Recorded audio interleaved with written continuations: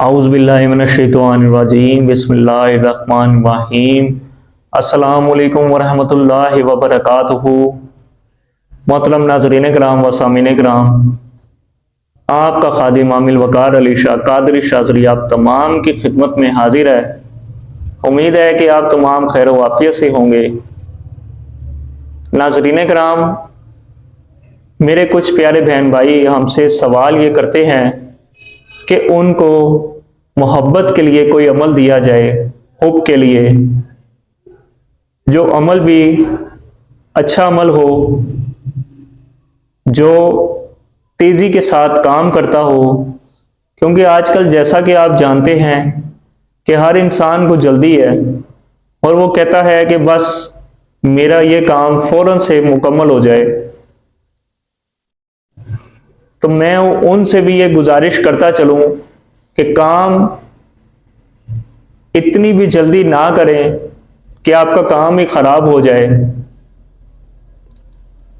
हर काम का एक वक्त मुकर्रर है, उसने अपने वक्त के मुताबिक ही होना है।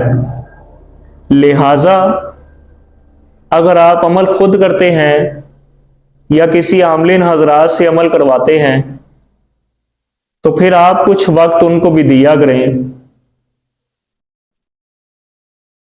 नाज़रीन किराम, बात करते हैं यहां पर अमल की कि वो कौन सा अमल है जो आपको बताने हम जा रहे हैं। नाज़रीन किराम, ये मोहब्बत के लिए हुब का बहुत ही पावरफुल अमल है जो बहुत तेजी के साथ काम करता है और ये अमल 3 दिन का अमल है। आपने इसको सिर्फ 3 दिन करना है। इंशाअल्लाह ताला जो भी आपका मकसद होगा, आपका जो महबूब होगा, वो राजी होगा और आपके पास वापस लौट आएगा। नाज़रीन किराम, यहां पर मैं आपको ये बताता चलूं कि इस अमल को जो कोई भी करेगा वो सिर्फ और सिर्फ जायज मकसद के लिए इस्तेमाल करे। नाजायज मकसद के लिए जो भी इस अमल को करेगा उसको हमारी तरफ से इजाजत नहीं है। वो अपने नफा नुकसान का खुद जिम्मेदार है। और जो इसको जायज मकसद के लिए इस्तेमाल करते हैं तो उनको हमारी तरफ से इजाजत है। जैसा कि मियां बीवी आपस में लड़ाई झगड़ा हो गया है या फिर उनकी बीवी लड़कर अपने घर वापस चली गई है और वो वापस नहीं आ रही, तो शोहर अपनी बीवी के लिए इस अमल को करना चाहता है तो वो भी कर सकता है, या फिर बीवी अगर अपने शोहर के लिए इस अमल को करना चाहती है तो वो भी कर सकती हैं। या फिर अगर कोई लड़का लड़की आपस में शादी करना चाहते हैं, उनका मकसद जायज है कि वो शादी करें, लेकिन बीच में कोई रुकावटें हैं, मसाइल हैं या कोई नाराजगी हो जाती है आपकी एक दूसरे के साथ, तब भी आप इस अमल को कर सकते हैं कि आपकी वो नाराजगी दूर हो और आपकी बातचीत निकाह की तरफ जाए, शादी की तरफ जाए। तब आप इस अमल को कीजिएगा। नाज़रीन किराम, अमल क्या है, अमल आपको बता देते हैं, लेकिन उससे पहले अमल की मुकम्मल तरतीब आप सुन लें कि आपने इस अमल को कैसे करना है। नाज़रीन किराम, आपने वाइट पेपर पर इसको बनाना है। वाइट पेपर जो फोटोकॉपी वाली शॉप से आपको मिल जाएगा, उस पेपर पर आपने इसको लिखना है। नाज़रीन किराम, आपने जब वो पेपर आप ले लें तो आपने जो इंक पेन है उससे काली स्याही से इसको बनाना है और मुकम्मल आपने ये 9 तवीज बनाने हैं। और फिर आपने इन 9 तवीज़ों को जब आप बना लें तो आपने एक दिन में 3 मरतबा जलाने हैं। किस वक्त? एक आप जलाएंगे फजर के वक्त, फजर की नमाज के बाद, और एक आप जलाएंगे जोहर की नमाज अदा करने के बाद। और एक तवीज आप जलाएंगे मगरिब की नमाज अदा करने के बाद। नाज़रीन किराम, याद रहे जो भी आप तवीज जलाएंगे तो उसकी जो बची हुई राख होगी वो आपने अपने पास जमा करनी है मुकम्मल 3 दिन तक। जब वो 3 दिन तक आपके पास राख जमा हो जाए तो उसको आप समुंदर में, नहर में, दरिया में, साफ पानी में, बहते पानी में बहा दें, या फिर आप किसी गमले की मिट्टी में या दरख्त की मिट्टी में उस राख को दबा दें। अब आपने क्या तवीज बनाना है? नाज़रीन किराम, तवीज आपको आपकी स्क्रीन पर नजर आ रहा है।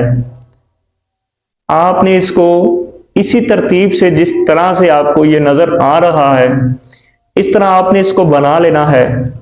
और जहां पर फलां बिन फलां लिखा है वहां आपने जो आपका मतलूब है उसका नाम, और फिर आगे जो फलां बिन फलां नाम है वहां पर आपने अपने नाम का इस्तेमाल और अपनी वालदा के नाम का इस्तेमाल करना है।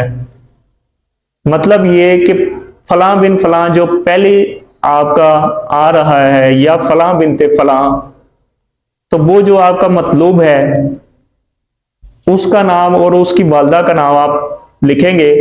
याद रहे आपने नाम नहीं लिखने, नाम की आपने अदद निकाल कर उन अदद को आपने लिखना है।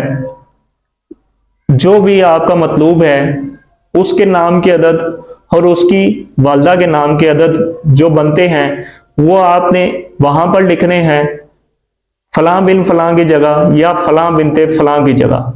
फलां बिन फलां मतलब ये कि अगर आपका कोई मतलूब मर्द है और औरत इस अमल को कर रही है तो मतलूब जो मर्द है तो उसमें फिर बिन आएगा, और अगर आपका मतलूब कोई औरत है, फीमेल है, तो फिर बिन की जगह बिनते लगाया जाता है।